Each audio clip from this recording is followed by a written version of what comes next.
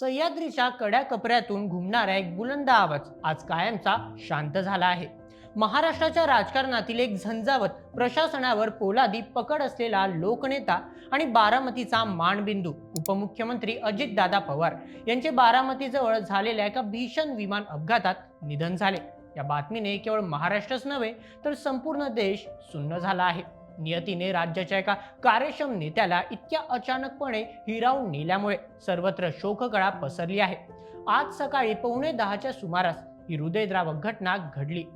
मिळालेल्या सविस्तर माहितीनुसार अजित पवार आपल्या खासगी विमानाने मुंबईहून बारामतीच्या दिशेने एका महत्त्वाच्या विकास कामाच्या भूमिपूजनासाठी निघाले होते. बारामती विमानतळापासून अवघ्या काही मैलावर असताना विमानाच्या इंजिनमध्ये अचानक तांत्रिक बिघाड झाला.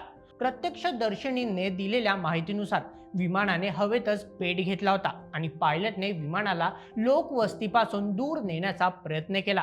अखेर एका मोकळ्या शेतात हे विमान भीषण वेगाने कोसळले. मोठा स्फोट झाला आणि आगीच्या ज्वाळांनी विमानाला वेढले. स्थानिक नागरिक मदतीसाठी धावले, पण आगीची तीव्रता इतकी प्रचंड होती आणि कोणालाही जवळ जाता आले नाही.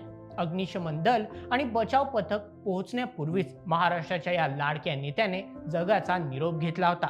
अजित पवार हे केवळ एक नाव नव्हते, तर ती एक संस्था होती. त्यांचा राजकीय प्रवास हा संघर्षातून आणि मेहनतीतून उभा राहिला होता.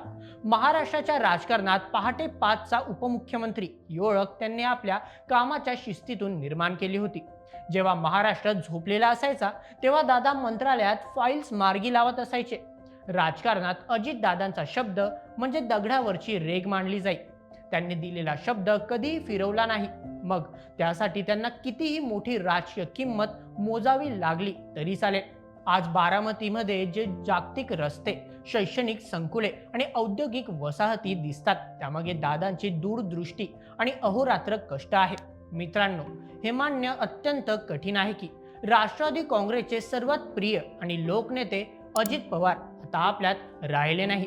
त्यांच्या आत्म्याला शांती मिळो हीच आमची प्रार्थना.